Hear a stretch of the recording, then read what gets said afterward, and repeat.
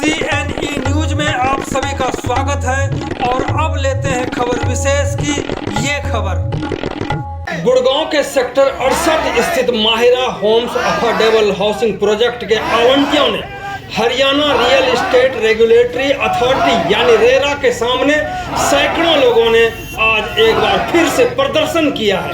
हैरानी की बात है कि रेरा ने आवंटियों को न्याय दिलाने के बाद तो दूर धमकाने की भी कोशिश की। इस आवंटियों में जबरदस्त गुस्सा है। तो देखते हैं ये पूरा मामला है क्या। रेरा और हरियाणा सरकार की इस कार्यशैली के बाद आवंटियों ने एक बार फिर से तैयारी शुरू कर दी है कि दिल्ली स्थित जंतर मंतर पर जाकर न सिर्फ प्रदर्शन किया जाए बल्कि पार्लियामेंट का भी घेराव किया जाए। तो सुनते हैं आवंटियों ने क्या कहा। झूठे लोग पैसा खा के बैठ गए अंदर पहले खुद की दम निकली पड़ी है, तभी इतनी फौज बुला रखी है। अरे तुमसे अच्छी तो हम निकले जो बिना फौज के आ गए यहाँ पे। सचिन जी क्या बात क्या हुई?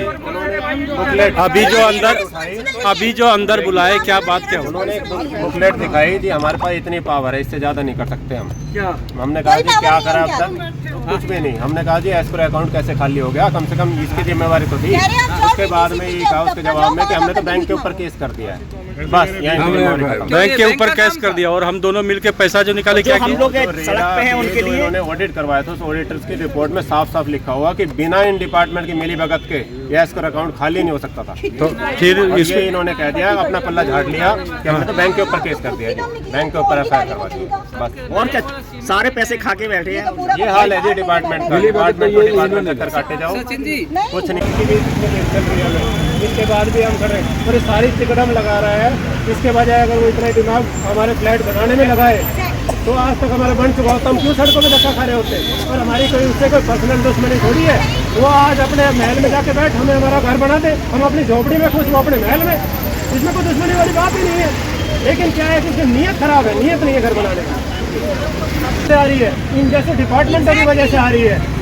ये इनकी डिपार्टमेंट की वजह है कि इनके अंदर इतना खुला खेल खेल रहे हैं, क्योंकि इन्हें पता है कि लाइसेंस देने से लेकर घर मिलने तक यहाँ पर ये घूस देते रहेंगे और इनका काम होता रहेगा।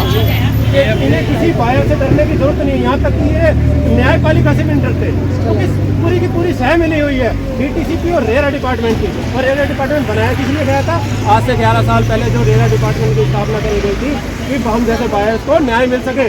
लेकिन हुआ क्या, ये एक तरह से घूस खाने का एक और नया अड्डा बना लिया यहाँ पर सरकार ने। मांगे पूरी नहीं हुई है और मांगे हमारी बिल्कुल जायज़ मांगे हैं। हम किसी तरह का फ्री कोई प्लॉट नहीं मांग रहे, किसी तरह की कोई रियायत नहीं मांग रहे। अरे भैया हमने जो पैसा दिया है चीज़ मांग रहे हैं, वो चीज़ भी हमने सरकार और इन डिपार्टमेंटों के भरोसे ली थी। हम तो इस बिल्डर को जानते भी नहीं थे। ये तो हमें सरकार की योजना और जो प्रधानमंत्री आवास योजना के तहत ये फ्लैट हमें मिलने वाला था, उस पर विश्वास करा और उसका बदला क्या मिला हमें कि आज 8 साल हो गए हमें सड़कों पे धूप और बारिश में धक्के खाते हुए। बच्चों के साथ बिल्कुल जी, क्या करें, हमारे बच्चे परेशान, हमारे ऊपर कर्जे चढ़ रहे हैं, EMI भर रहे हैं। EMI भी उस चीज़ की भर रहे हैं जो चीज़ हमारे पास है ही नहीं। और वो सारा किसकी बदौलत हो रहा है? इन जैसे रेरा डिपार्टमेंट की बदौलत। अरे क्या इन्होंने पहले एक तो डॉक्यूमेंट चेक नहीं करे इन्होंने। इनका काम क्या था? जो 11 साल पहले रेरा की स्थापना हुई थी इसीलिए तो हुई थी कि हमारा बायर्स का थोड़ा बचाव किया जा सके, लेकिन हुआ इसका बिल्कुल उल्टा। ये डिपार्टमेंट पूरे तरह से घूसखोरी का अड्डा बन गए हैं। क्या नाम आपका? मेरा नाम है गौरव अरोड़ा। क्या तकनीक है जिस तरह की से सरकार उम्मीदों पे खरा नहीं? बिल्कुल खरा नहीं होता है। हमने रेरा पे विश्वास करके, हरियाणा सरकार पे विश्वास करके उनकी अफोर्डेबल हाउसिंग पॉलिसी के अंदर एक घर लेने का सपना देखा, जो कि मात्र 25 लाख रुपए में छोटा सा एक 2 BHK घर था। ये सोच के लिया गया था कि चलो रहने के लिए एक जगह मिल जाएगी शहर में। पर रेरा के अफसरों ने अपने कमीशनों के लिए बिल्डरों को खुली छूट दे दी लूट मचाने की। इन्होंने बिना डॉक्यूमेंट चेक करे बिल्डर को लाइसेंस दे दिया। आप सोच सकते हैं कि ऐसे सरकारी अफसर को कोई झूठी बैंक गारंटी दे जाएगी? इनसे बैंक गारंटी तक वेरीफाई नहीं हुई। किस नाम का डिपार्टमेंट है ये?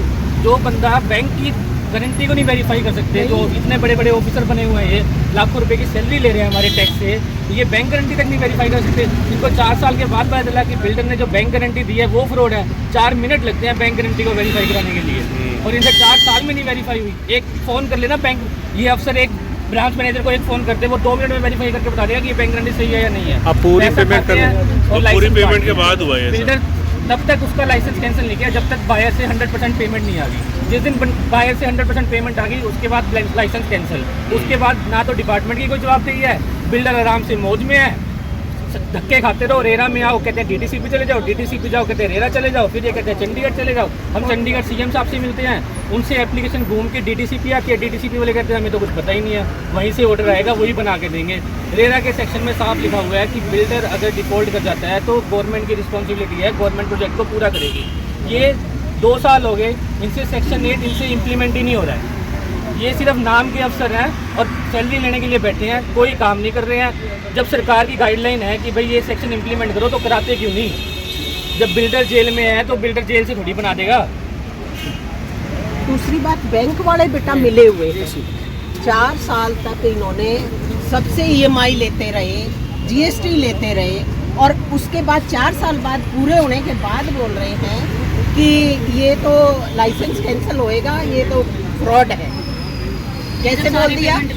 या तो आपने इन्होंने क्या चेक किया, फिर रेरा ऑफिस ने, बैंक वालों ने क्या चेक किया, और किया तो लोन कैसे दे दिया? और अगर लोन ले रहे तो हम किस्त क्यों दें अभी? अब हमें 15% की इंटरेस्ट ले रहे हैं। क्या कहे पेड़ा कहते बोले आवे सुबह से शाम तक बच्चे नौकरी करने जावे, ठीक है, कोई बॉर्डरों पे बैठे हुए हैं, मेरे बच्चे बॉर्डर पे बैठे हुए हैं और फिर किस्त भरी उन्होंने। के चक्कर में कह रहे तुम्हारे अभी FIR करवाएंगे। क्या क्या? हम तो तैयार बैठे कर दे तुम्हारे। तोड़फोड़ करिए हमारे ऑफिस में, झूठ बोल रहे हैं, झूठ। चोर है साले सारे ये। तोड़फोड़ करिए, मैं तुम्हारे ये हाल है खिलाफ इनका। करूंगा। ये हमारे टैक्स का पैसा टैक्स के पैसे ले रहे हैं। चेयरमैन बुरा हाल है अब नाम क्या उसका? पहली बात तो मैं तो बात नहीं करती बिना नाम। वहाँ से लेके यहाँ तक किसने तोड़-फोड़ किया सारे? अरे झूठा है ये, 1 नंबर का झूठा। FIR तो उसके खिलाफ करो। लूट काटा है जी, बेसिकली लूट काटा बना। हमारी FIR के लिए तो इसको 4 बंदे चाहिए, 1500 लोग मिलके FIR करे। अबे तेरी कौन करेगा? बैठा वहाँ पे ऊपर वाला और हमें नहीं पता था कितने चोर बैठे यहाँ पे, ये भी मिले हुए उनसे सब, तो उन्होंने पैसे कहा, इसलिए हमें ले गए हो रहे हैं, मतलब बदल के ठोकरे खा रहे हैं। इतनी छोटी सी बच्ची है, 2 साल 2.5 साल की होती है, तो 2.5 साल हो गए आप रोड पे आते हुए हैं, और दोपहर में या गर्मी में भूखे पैसे। जो बच्चे हैं ना पार्क में खेलने के लिए जाते हैं, उसको रोड पे लेके आते हैं। छोटे छोटे बच्चे भी बोलते हैं हमें हमारा घर, तो इनको भी पता है। इनको पता नहीं लगता कि इन चीज़ों का, ये सुनाई नहीं देता क्या? देखते नहीं, न्यूज़ नहीं देखते क्या? कुछ नहीं देखते ये बातें कर रही है। प्रधानमंत्री का समझ के ये फ्लैट लिया था और हमें नहीं पता था कि हमारे साथ ऐसा फ्रॉड होगा। हमने लॉकडाउन जैसा टाइम में देखा, किस्तें भरने के लिए पैसे नहीं थे, उठाए लोगों से ब्याज में, उसका ब्याज भी दे रहे हैं। तुम बेच के ना बेटा, हमें तो ये जानना है कि क्या सरकार ने ये स्कीमें सिर्फ हमें लूटने के लिए बनाई? तो हमारा हक चाहिए ना। अगर मोदी जी को हम इतने प्रोटेस्ट कर रहे हैं, जगह जगह जा रहे हैं, धक्के खा रहे हैं, दिखाई नहीं दे रहा। जो स्कीम गरीबों के लिए चलाई थी तो देनी चाहिए ना, या फिर एक बार सीधा सीधा बोल दे मोदी जी कि हमने तो लूटने के लिए चलाई है। किया गया है ना, उसको कैसे बर्दाश्त करें? हमारा ये महिला प्रोजेक्ट जो है ना 2018 में इन्होंने लॉन्च किया था। 2018 से लेकर के ना और 22 तक बिल्डर ने और रेरा ने और DTP ने मिलकर के ना सारे बाइक से 100% पेमेंट दे दी, और DTP ने बाकायदा ड्रा निकाला है किस आदमी को, किस बायर को, कौन सा फ्लैट में कौन सा फ्लैट नंबर मिलेगा। और 22 में अचानक ये कहते हैं कि बिल्डर ने बैंक गारंटी, बिल्डर ने झूठे डॉक्यूमेंट्स दे करके ना ये प्रोजेक्ट सेंक्शन किया है। 4 साल के बाद जब बायर से 100% पेमेंट ले ली है, उसके बाद इनकी नींद दिखती है, और फिर उसके बाद क्या करते हैं कि जो बिल्डर का लाइसेंस कैंसिल कर देते हैं। तो क्यों? जब हमने 100% पेमेंट दे दी है तो हमारा प्रोजेक्ट तो कंटिन्यू करना चाहिए था ना। तो बिल्डर ने गलती करी है तो बिल्डर के फांसी लगा देते, बिल्डर पे FIR दर्ज कर देते, बिल्डर को जो है ना जेल भेज देते, बिल्डर पे पेनल्टी लगा देते। हम हमारे 1497 बायर्स को क्यों पेनलाइज किया गया? हमारी सिर्फ रेरा से, DTP से, हरियाणा सरकार से ये मांग है, जब हमने 100% पेमेंट दे चुके हैं तो हमारे घर क्यों नहीं मिले? तो इसलिए हमें धूप में खड़ा होना पड़ेगा। अब और हम इससे ज़्यादा क्या कर सकते हैं? और हम तो सरकार से ये कह रहे हैं कि अगर तुम नहीं दे सकते तो हमारे को इच्छा मृत्यु का हमें वो सैंक्शन दे दो, हमें हम जो है ना वो कर दो, क्या चाहिए। हम इधर से पैसा भी दे दिया हमने, इधर मकान भी नहीं मिला, इधर से किराया भी दे रहे हैं, इधर से अब लोन की किस्त भी भर रहे हैं। अब बताओ बेचारे बाहर क्या करें, कहाँ जाएँ। देख सकते हैं कि लोग यहाँ पर इतनी मजबूर हो चुके हैं अपनी ज़िंदगी की, एक पाई यहाँ पर लगाने के बाद बावजूद घर नहीं मिल रहा है और ये लोग अपना मृत्यु इस सरकार से बात कर रहे